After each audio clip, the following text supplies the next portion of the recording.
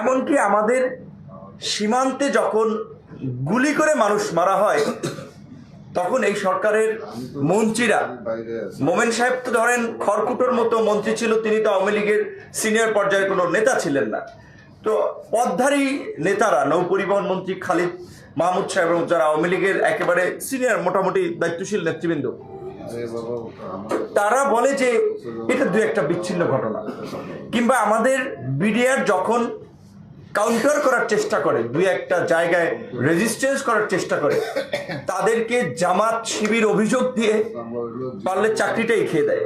এরকম ঘটনা তো ঘটেছিল, রাজশাহীর ঘটনা আপনারা জানেন। তো সেই জায়গা থেকে এই সরকারের গত 16 বছরে যত দাস দাসী তৈরি করেছে, এই দাস দাসীদেরকে যদি আসলে আমরা মানে প্রতিরোধ করতে না পারি তাহলে এই সংখ্যা বাড়তেই থাকবে, কেবল বাড়তেই থাকবে। তো সেই ক্ষেত্রে আমরা যে একটা মর্যাদাপূর্ণ বন্ধুত্বের সম্পর্ক চাই ভারতের কাছে, ভারত আমাদের কেয়ারই করে না। এখন কথাটা বললে অনেকে একটু অন্যভাবে নিতে পারেন, ভুল ব্যাখ্যা করতে পারেন। ধরেন আমরা এই যে আন্দোলন করলাম, যুগপৎ আন্দোলন করেছি, এক ব্যানারে আসার বিষয়ে আলোচনা হয়েছে, জামাত নিয়ে অনেক কথা হয়েছে। আমি পরিষ্কারভাবে বলেছি যে জামাতের 71-এর ভূমিকা কি, 71-এ কি করেছে সেটা দিয়ে তো এই প্রজন্মের যারা জামাতের সাথেও রাজনীতি করে সেটা তো বিবেচনা করা যায় না। জামাতের নেতারা যদি কেউ অপরাধ করে থাকে তাদের শাস্তি হোক, বিচার হোক। যুদ্ধাপরাধের মামলায় অনেকের ফাঁসি হয়েছে, আবার আন্তর্জাতিক আইন বিশেষজ্ঞরা বলেছে সেখানে বিতর্কিতভাবে অনেককে ফাঁসি দেওয়া হয়েছে। তো 71-এর মুক্তিযুদ্ধ, আজকে বাংলাদেশের বয়স 53 বছর, তারপরেও কেন মানে জামাতকে স্বাধীনতা বিরোধী, এবং যারা মানে জামাতের সাথে যদি মিশে জামাতকে নিয়ে প্রোগ্রাম করে, রাজনীতি করে, বন্ধুত্ব তৈরি করে, তারাও স্বাধীনতা বিরোধী হয়ে যাচ্ছে। আমরা 53 বছরে স্বাধীনতার ধরেন 10 বছর আগে যারা জন্মগ্রহণ করেছে, 10 বছরের শিশু তো মুক্তিযুদ্ধে যেতে পারে নাই, তাহলে তার পূর্ণাঙ্গ বয়স 63 বছরের একজন একেবারে বয়সের শেষ প্রান্তে যাওয়া মানুষ।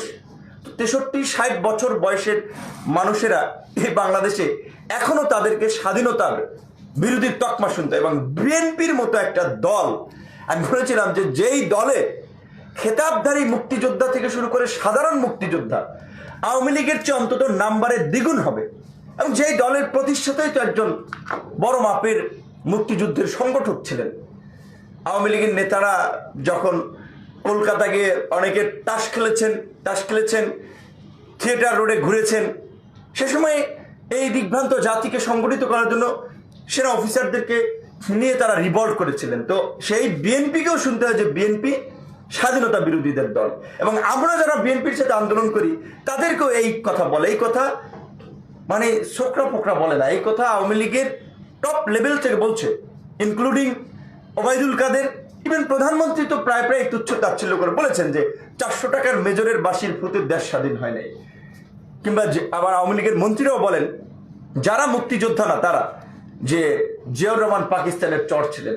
তো এই যে মুক্তিযুদ্ধের নামে এখনো আমাদের মাঝে একটা বিভাজন এবং একটা বিভৎস খেলা খেলছে আওয়ামী লীগ, এটা কিন্তু ইন্ডিয়ার প্রতি একটা আনুগত্য তৈরি করার জন্য একটা কালচারাল হেজিমনি এখানে বিভিন্নভাবে ইনিয়ে বিনিয়ে ইন্ডিয়ান সংস্কৃতি, ইন্ডিয়ান আধিপত্য, বুদ্ধিজীবী, শিক্ষা, বিভিন্ন মাধ্যমে এটাকে পুশ করা হচ্ছে। তো আমরা স্পেডকে স্পেড বলা সেটা আমরা বলতে পারি নাই। খালেদা জিয়া একবার বলেছেন, তার কারণে বিএনপির হয়তো অনেকে বলে যেটা যে ভারতের সাথে আমাদের সম্পর্কের অবনতির কারণে আমরা বিরোধী দল আছি, বিএনপির অনেকে এটা মনে করে। কারণ যখন এখানে প্রণব মুখার্জি এসেছিল সেই সময় আন্দোলন চলে, সেই সময় প্রধানমন্ত্রী খালেদা জিয়ার অ্যাপয়েন্টমেন্ট ছিল, তিনি দেখা করতে পারেন নাই। এটা ভারত খুব নাকি মাইন্ডে নিয়েছে যে ভারতের রাষ্ট্রপতিকে বাংলাদেশের সাবেক প্রধানমন্ত্রী বিরোধী দল নেত্রী দেখা করবে না, এইটা হতে পারে, এটা তাদের জন্য অপমান।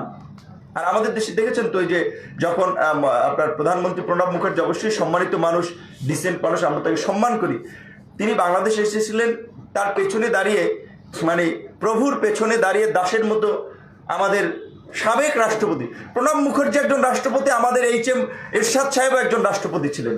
তার পিছনে তারা দাঁড়িয়ে স্পিকার সহ ছবি তুলছে। হ্যাঁ, মুরব্বীদের সম্মান করা সেটা আলাদা বিষয়, ঠিক আছে, কিন্তু রাষ্ট্রের জায়গা থেকে যখন আপনি প্রতিনিধিত্ব করবেন সেটা একটা প্রোটোকল, একটা ম্যাটার করে। সেক্ষেত্রে তারা এই যেভাবে নতজানু হয়ে বাংলাদেশকে বিক্রি করে, বাংলাদেশের স্বাধীনতা সার্বভৌমত্বকে ভুলণ্ঠিত করে আপনারা সম্পর্ক রাখবে, এটা কোনো দল পারবে না। আমি আমার ছোট্ট একটা অভিজ্ঞতার কথা একটু শেয়ার করি আপনাদের সাথে, বলা উচিত না তারপরে বলছি, কারণ আমার প্রতিও যদি ভারতের বিরাগভাজন তৈরি হোক, আই ডোন্ট কেয়ার। ভারতের গোলামি করে আমরা রাজনীতি করব না এই দেশে, এবং এটা কোনো মানুষ করতে পারে না। যে আমার একবার এমবেসিতে যাওয়ার সুযোগ হয়েছিল, আমি বলেছিলাম যে দেখো, আমেরিকান এমবেসিতে হেফাজতকেও দাওয়াত দেয়। এই যে তোমাদের অপোজিটের যে মাদ্রাসা, এই মাদ্রাসার আপনার নূর হোসেন কাসেমি সাহেব, তাকেও দেখলাম স্বাধীনতা দিবসে দাওয়াত দেয়। সো তোমরা কেন বাংলাদেশের অল স্টেক হোল্ডারদের সাথে সম্পর্ক মেনটেন করতেছো না? কেন কিছু আওয়ামী লীগার এবং আওয়ামী লীগ আওয়ামী লীগের লোকজনকে নিয়ে তোমরা শুধু সম্পর্কটা মেনটেন করো?